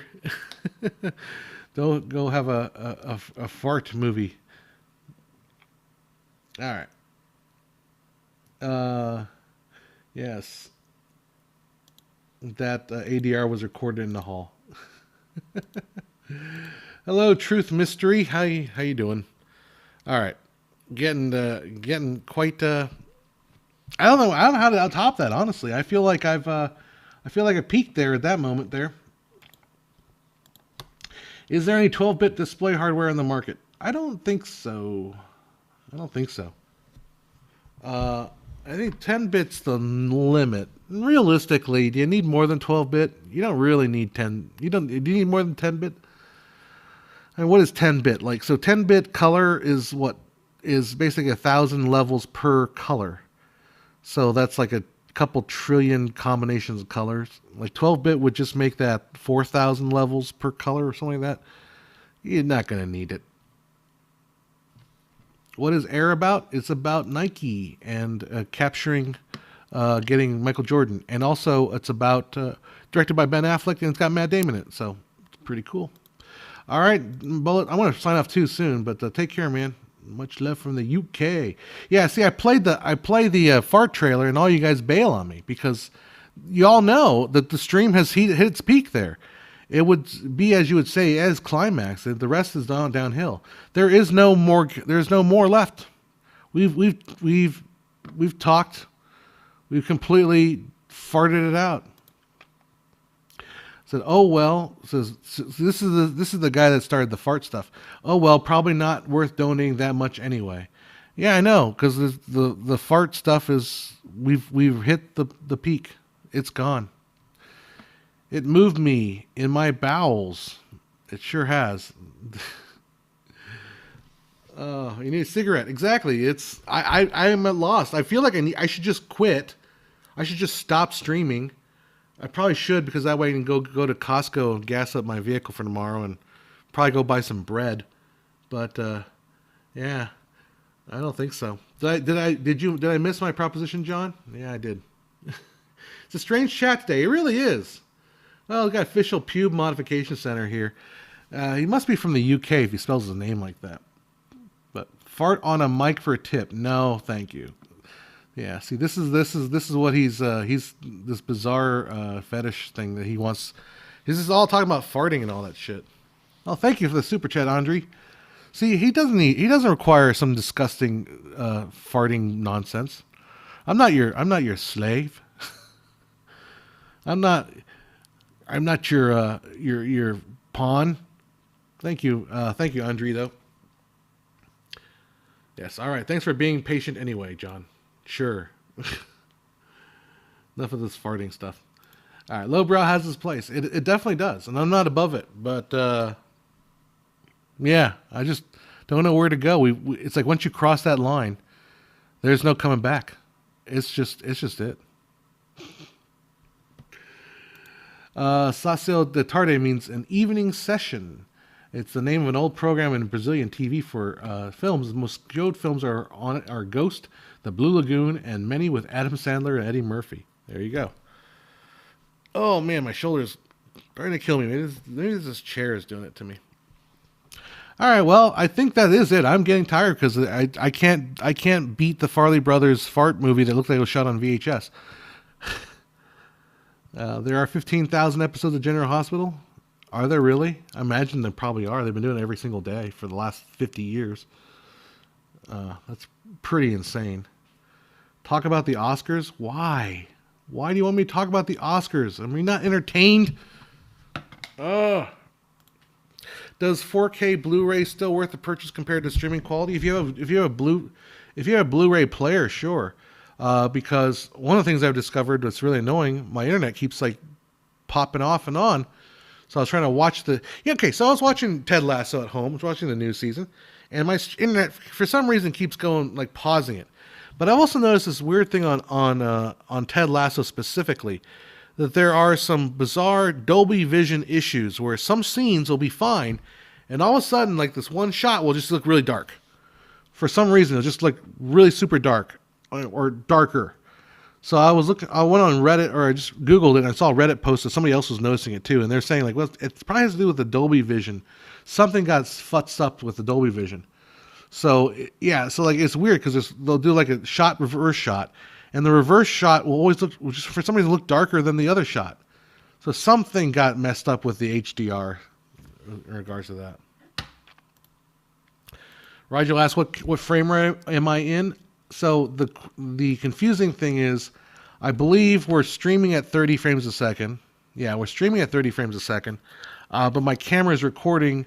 My camera is set to 24 frames a second because I don't want to ever change it because sometimes I'll forget. I'll forget to change it back, so I just leave it at 24. So I'm in 24. I think 24 going over 30. So, but I'm 1080p 2997. So I believe I'm 24, but in a 30 flavor. And you probably don't notice it too much because it's a static shot. I'm not really. It still looks pretty good. But you're not seeing that little hiccup so much. Hey, Jack, how you doing? I haven't seen you. Oh, you also saw Beau is Afraid. Someone else was talking about seeing Beau is Afraid. So I got two people that's on the chat here that was saying Beau is Afraid. Yeah. Yeah, theoretically, the bitrate of 4K is much, much higher. It depends on the transfer and how well compressed it is. Yeah. So the thing with streaming is streaming has a lot of things that happen with a stream. And if you had a physical Blu-ray 4K, you wouldn't have to worry about any of that. So 4K is much better. Why was my message reviewed? I don't know. Anyway, my timing is blessed today. I dropped it again and said, what do you know? Jack the Ripper, I saw it today too. Yeah, there you go. Yeah. Both of you guys were saying it. So I guess, what is Beau is Afraid? I think I heard about it, but I don't know. Beau is Afraid. Oh, it's a comedy horror. Is it 4 hours long? Why is there people saying that's 4 hours long? After sitting through Astor's latest 3-hour horror comedy Fantasia, Beau is Afraid, my admiration hasn't dimmed. Oh, that's the one I was watching. Chris Gore was talking about it. Yeah, okay. Chris Gore hated that movie. What's the one there's another movie about, it was playing about the vampires. Movie in theater. It's not Morbius. No, please don't say Morbius. There's a vampire movie that's in theaters right now. Renfield. I don't know, just look kind of curious. I saw it wasn't rated too well. I was curious about Renfield.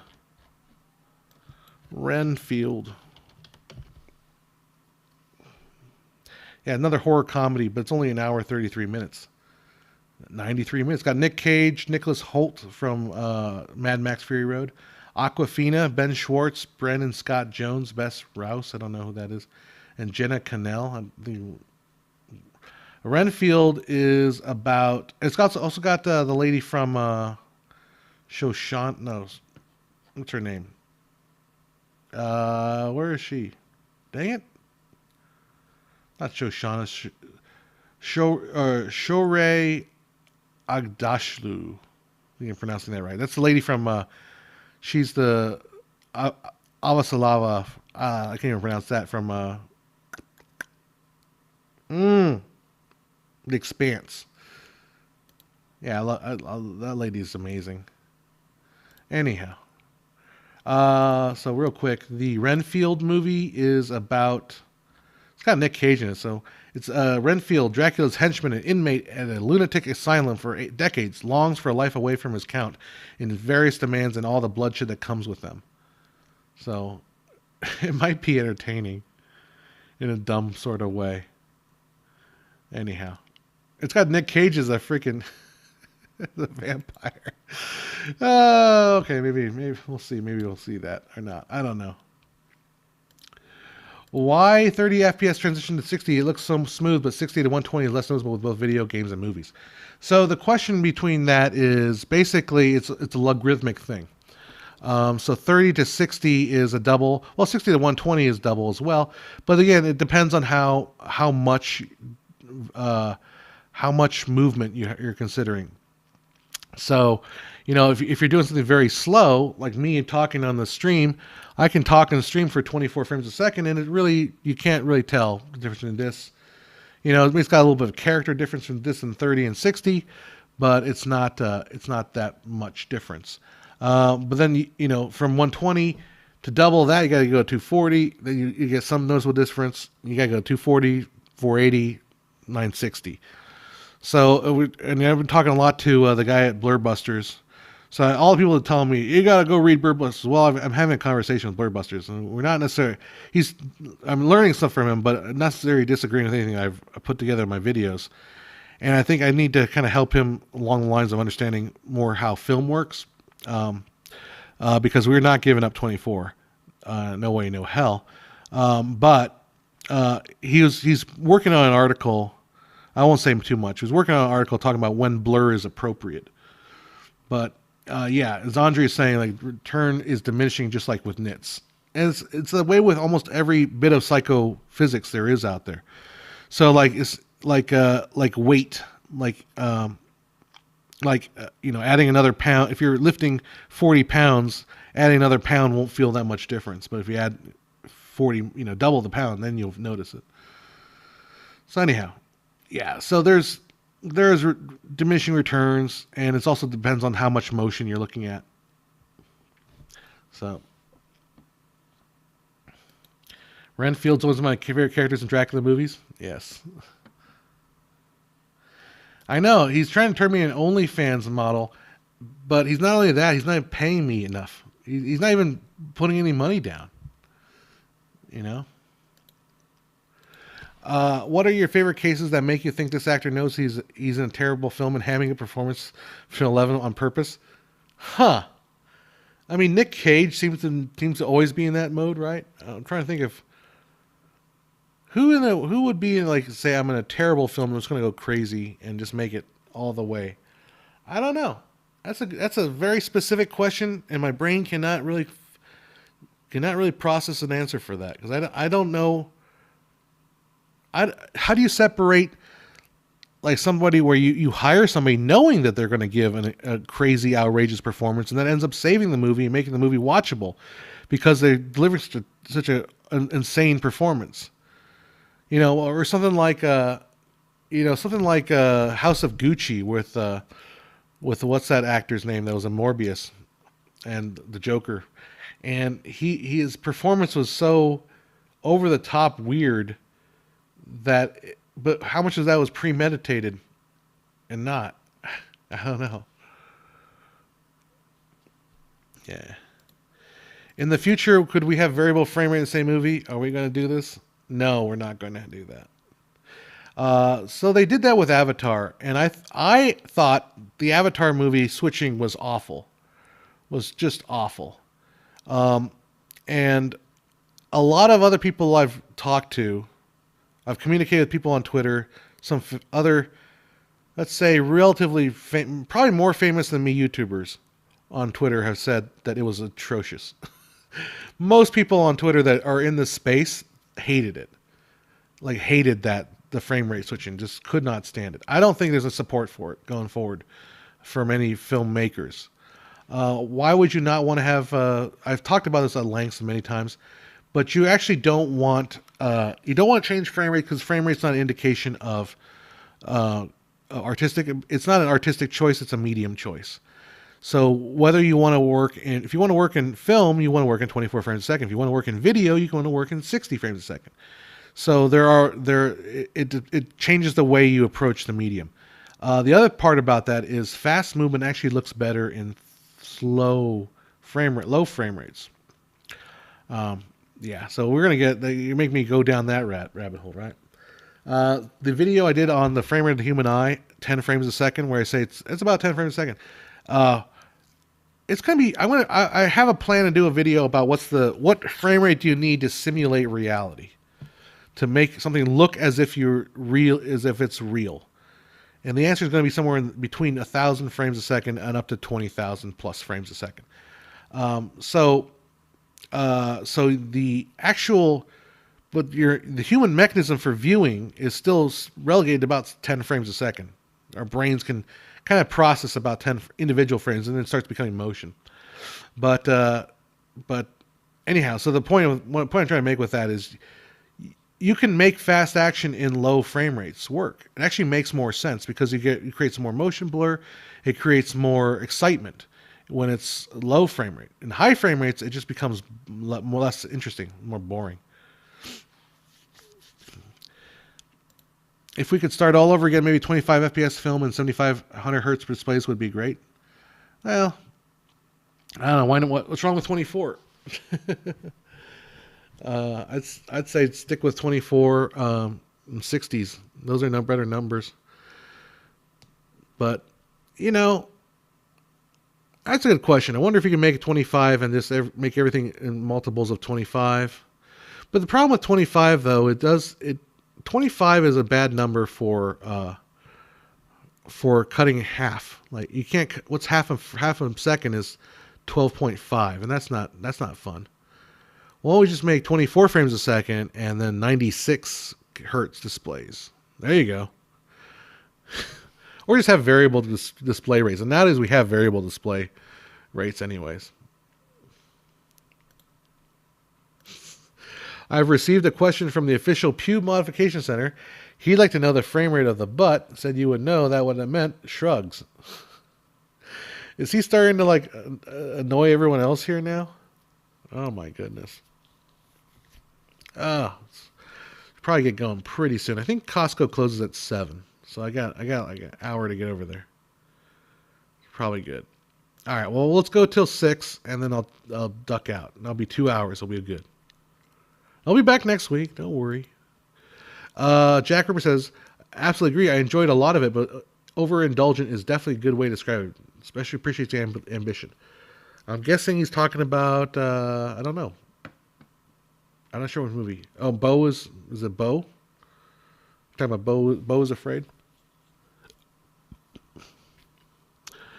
Yeah, I think nowadays what happens is basically all monitors can just display any refresh rate they want. Because, the refresh rate's not really tied to anything anymore. Like, there's no more, it's not power line. Back in the old days, it was the power flicker of the fluorescent bulb backlighting. Nowadays, they don't have fluorescent backlighting, so you can just do whatever rate you want.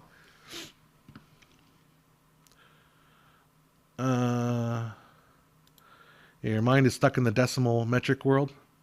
It's surprising, how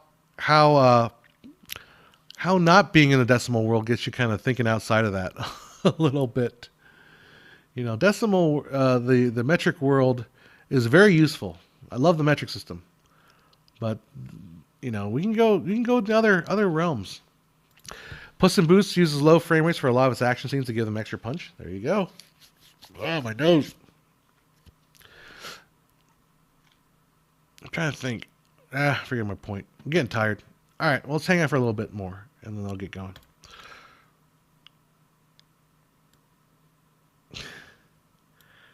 Yeah, I won't tell you. Well, you guys know. I think Beau's Afraid. That's the one with the. Well, never mind. I won't go into spoilers, I guess, with that one.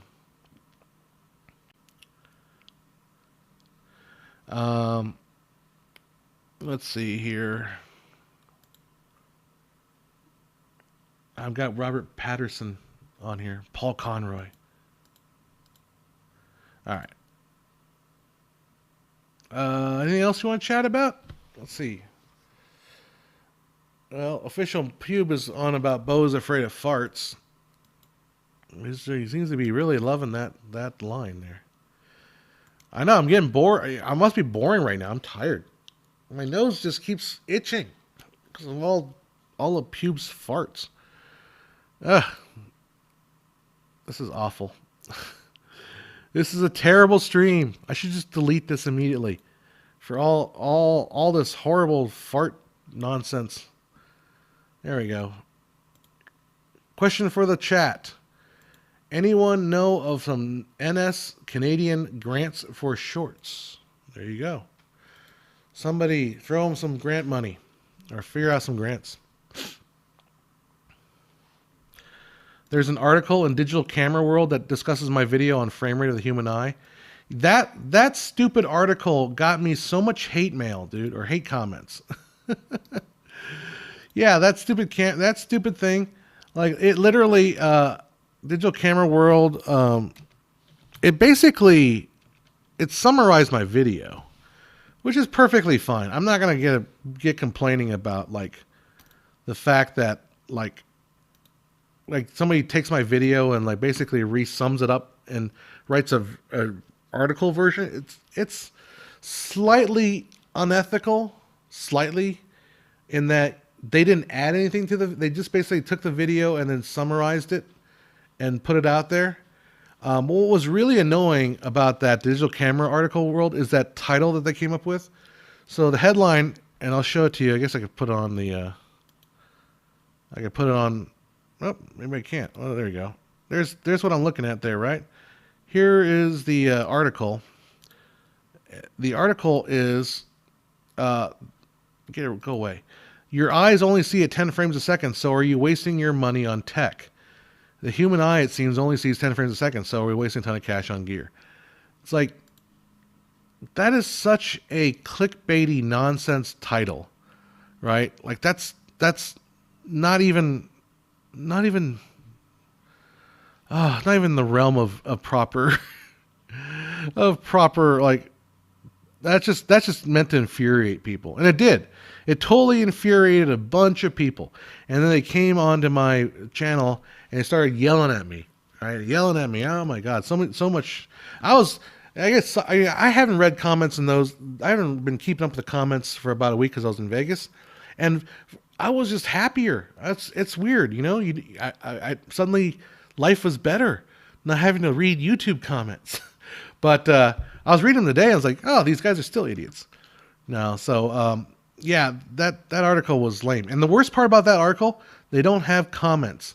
Like, I had to deal with comments. How come this article doesn't have freaking comments? I would love to see people, like, I know F-Stoppers, they featured my video, and they have comments. So you can see people, like, talk about it, you know? But that Digital Camera World, they didn't freaking even have comments. They weren't even man up. They couldn't even man up for their own comments. So, yeah, they vampirized my video. I don't mind so much. I mean, that's what people do. You know, they re-sum up my. It would have been nice if they would have like added their own, or maybe inserted that Wired video that I showed. You know, provided some context and still a little more work. But yeah, I demonstrated how a 10 FPS camera can tell the difference between motion at different, much higher frame rates.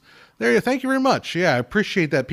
Some people like could not wrap their head around how a 10 FPS camera could tell the difference between, 10, 24, even 24, whatever. Doesn't matter what frame rate. You could tell the difference between monitors of two different, refresh rates. Of course you can. But people think that if I said your eye sees 10 frames a second, or your eye has a 10 frames a second thing, that you're only capable of detecting 10 frames, when that's not how exposure works. You're sampling for 10 frames, but you're sampling all the stuff that happens within those 10 frames per second. So it's like a language barrier that people think, I can only eat 10 lollipops or 10 burgers, so I can't eat any more burgers. No, that's not what I mean when you said 10 frames a second. Anyhow, whatever. But yeah. Most people who left comments on articles are explaining why the article is BS. In my experience, of course, they can bring their own BS. Yep. Well, I would have liked to have liked to have Digital Camera World be able to have someone, interact with that article rather than going on to my video and complaining on my video about that article that got them all huff and mad when I was making other claims that article was making. None of the claims. I wasn't saying like, you got to throw away all your gear. Never said that. So dumb. But no, somebody else was going a long thread, and I just basically I stopped responding because it's just too hard to find that thread. But essentially, we were kind of agreeing, but we were not agreeing on the fundamental core parts. And that's really the most annoying thing. Like, you think you're agreeing with me, or you think we're in agreement. We're not necessarily in agreement. So we're not. Go back to talking about farts. You're the one that's talking about farts. I'm just responding to your nonsense. Anyhow. Send that. And that was after the film. Okay. There you go. All right, you guys are talking about Beau is Afraid. Have you ever watched Zardoz? No, I don't even know what that is. You gotta check that out. Zardoz. Let's Google that.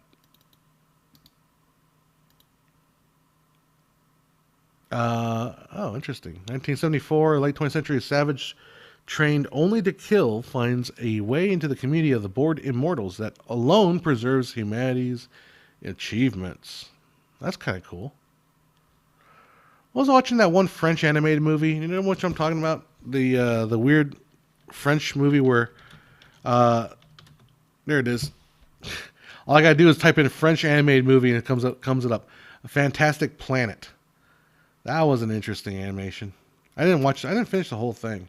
It's kind of creeping me out a little bit too much. I was just like, well, I need to watch something else. I'm getting a little creeped out by this thing. Yeah, Fantastic Planet. If you haven't seen that, that's an interesting one. All right. Yep, get rid of that. Any other comments before I take off here? Let's see. Guitar World turned in a couple videos I wrote into response articles. Oh, actually a music YouTuber did a response video too. It's annoying when it happens because they don't want a rebuttal. Oh, for the comment section, turning off the comments. I'm trying to figure. Yeah, YouTuber did a response video too. It's annoying when they. Yeah. Well, I appreciate that Digital Camera World did the thing. It added a few thousand views to my account there, and it works. But I remember on Reddit, the Digital Camera World, it was the Reddit. It was that the problem is when you have that preposterous of a headline. It got on Reddit, but it got on the Reddit subreddit titled "Saved You a Click." So it said it linked to that article and it said like, "Oh no, the eye doesn't have a frame rate." So I didn't get any views from and the Reddit just went nuts, But a couple people clicked on it and they, oh yeah, they understood what it was being said, but like most of it's just responding to the headline, and that doesn't help anybody. There you go. I feel like I never include enough context for some brash statements I make, but I can definitely be a softie most of the time. I just try not to be an annoying one. I'm kind of with you. I sometimes make brash statements, but I think the problem is that the internet. My experience on YouTube has been I can't say anything without somebody complaining about something, and so I just give up. I just give up. Are you talking about the director? Remember what the Atlantic enabled comments on why Japan's low frame rate. The most upvoted comment is that the article ignored Japanese men stopped thinking that marrying had made male lives worse. Yeah. I always read the comments, and that's really so bad. Yeah, saved you a click is how I found it. Yep. Yeah, that's how I think I finally figured it out through that one. Somebody left a comment on the video saying like, "Oh, I saw this on a website that was a terrible clickbaity title." I'm like, "Oh, which one?" Oh, and I Googled it and like, "Oh yeah, that's a terrible title." Yeah.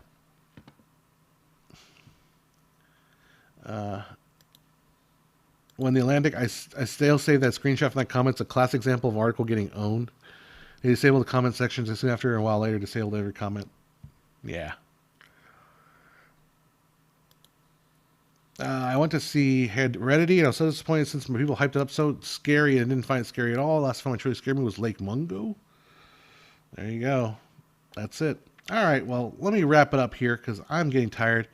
You guys can carry on your conversations. I'm sure the chat will keep going even after I stop streaming. So if you want to keep talking about Bo is Afraid, please do. If Pubes over there wants to talk about farting or something like that, let him, just ignore him. But other than that, yeah, thanks for hanging out with you. My shoulder's kind of getting a little tense right now, so I need to go and do something with it. So, yeah, thanks for hanging out. And I'm definitely going to try and put out some video. Well, no promises this week. This week's going to be pretty nasty. So I've got that one critique that I want to do. So I want to do that. Maybe we'll want to do that. Maybe we'll work on that. So, all right, guys. Well, thanks for hanging out with me. So we'll see you guys later. I had some hot chicken, so I need to tone it down for dinner. I think I'm going to have fish and mashed potatoes. That's the ticket. That's the ticket. All right, guys. Thanks for chatting with me. We will talk to you soon. Take care. Bye now. Let me fade out. Do this properly. And fade out.